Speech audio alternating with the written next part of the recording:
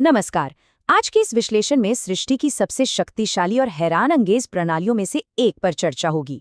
भारतीय जलवायु और मॉनसून। सुनने में आम लगता है ना, लेकिन दरअसल ये हवा, सूर्य और समुद्र का एक बेहद गहरा और जटिल तालमेल है। एक ऐसी मास्टर क्लास प्लानिंग जो पूरे उपमहाद्वीप के पर्यावरण को आकार देती है। तो चलिए इस रोचक सफर की शुरुआत करते हैं। भाग 1, मौसम बनाम जलवायु यानी मूल बातों को समझना। किसी भी बड़े भौगोलिक विषय की गहराई में उतरने से पहले वातावरण से जुड़ी एक बहुत ही आम गलतफहमी को दूर करना सबसे ज्यादा जरूरी है। मौसम और जलवायु, अक्सर लोग इन्हें एक ही समझ लेते हैं, जबकि इनके बीच जमीन आसमान का फर्क है। मौसम आखिर क्या है? ये किसी भी स्थान पर तापमान, नमी और हवा की दिन प्रतिदिन की स्थिति है। इसे ऐसे समझते हैं जैसे ये वातावरण का आज का मूड है। आज मूड खराब है तो अचानक बारिश हो गई। लेकिन वहीं दूसरी तरफ जलवायु एक बहुत लंबा आकलन है। लंबे समय तक बने रहने वाली इन दशाओं का जो निचोड़ निकलता है ना, वो जलवायु कहलाता है। अगर मौसम वातावरण का मूड है तो जलवायु उसका स्थायी व्यक्तित्व या पर्सनैलिटी है। बिल्कुल क्लियर है ना?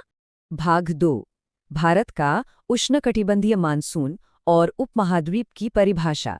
इन मूल बातों को समझने के बाद अब हम भारतीय उपमहाद्वीप की एक बहुत ही विशिष्ट वैज्ञानिक श्रेणी पर आते हैं। भारत की इस जलवायु को आधिकारिक तौर पर एक नाम दिया गया है, उष्णकटिबंधीय मॉनसूनी जलवायु। यहाँ ध्यान देने वाली बात यह है कि ये कोई आम स्थिति बिल्कुल नहीं है।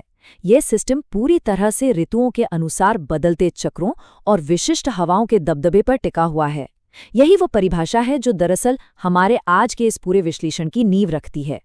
भाग 3, वर्षा का इंजन यानी मॉनसून आखिर काम कैसे करता है। हम जिस प्रणाली को रोजमर्रा की जिंदगी में इतने करीब से महसूस करते हैं, उसके ये भौतिक पुर्जे आपस में फिट कैसे होते हैं, चलिए इस मशीन को खोल कर देखते हैं। भाषा और भूगोल का ये संगम सच में बेहद शानदार है। क्या हमें पता था कि मानसून शब्द दरअसल अरबी भाषा के शब्द मौसम से निकलकर आया है? जी हाँ, और इसका वैज्ञानिक अर्थ एकदम सटीक बैठता है। मौसम बदलने पर हवाओं की दिशा में आने वाला परिवर्तन, यही हवाओं का एकदम से पलट जाना ही तो उस वर्षा के आगमन का संकेत देता है जिसका सबको बेसब्री से इंतजार होता है। अब इस इंजन के काम करने का तरीका समझते हैं। ये पूरा चक्र शुरू होता है सूर्य की तेज गर्मी और हवा की गति से। पहला स्टेप, इस गर्मी से वाष्पीकरण होता है, यानी पानी भाप बनता है। दूसरा स्टेप, ये नमी वायुमंडल में सीधा ऊपर की तरफ उठती है और तीसरे स्टेप में वहां जाकर ये घने बादलों का रूप ले लेती है। फिर आता है आखिरी स्टेप, जब ये बादल नमी से पूरी तरह भरे हो जाते हैं तो वही पानी वर्षा के रूप में तेजी से धरती पर लौट आता है। और सचमुच इसी जल चक्र के लगातार चलने या रुकने से ही गर्मी और ठंड का ये निरंतर सिलसिला बनता है। एकदम सिंपल, पर कितना प्रभावशाली। भाग 4, जलवायु को आकार देने वाले कारक यानी इसके मुख्य नियंत्रक। बारिश के इस इंजन के पार्ट्स तो हमने देख लिए, लेकिन अब उन विशाल भौगोलिक तत्वों को समझना जरूरी है जो पर्दे के पीछे से इस पूरे सिस्टम का कंट्रोल अपने हाथ में रखते हैं। तो ये मास्टर कंट्रोलर्स आखिर हैं कौन? अक्षांश, हिमालय पर्वत की लोकेशन, जमीन और पानी का वितरण, समुद्र से दूरी, समुद्र तल से ऊंचाई और जमीन की बनावट। सच बताएं तो ये तत्व किसी भी जलवायु के भाग्य विधाता होते हैं। जरा सोचिए, ये कितना हैरानगेज है कि विशालकाय हिमालय या समुद्र जैसी विशालता रखने वाले भारी भरकम कारक कैसे एकजुट होकर पूरे क्षेत्र के मौसम की कहानी लिखते हैं। यहाँ तक कि यही कारक मिलकर रोजमर्रा के जीवन का तयशुदा नतीजा लिखते हैं। ये अपने आप में एक बहुत बड़ी बात है। इस गहरे विश्लेषण के अंत में एक बहुत ही जरूरी सवाल दिमाग में आता है।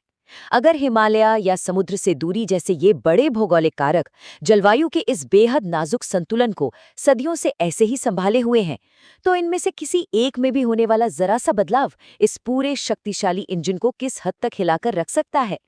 ये सृष्टि की एक ऐसी विशाल प्रणाली है जिसके संतुलन पर अब हम सबको निरंतर ध्यान देने की सख्त आवश्यकता है। तो बस इन्हीं विचारों के साथ आज के इस विश्लेषण को यहीं रोकते हैं।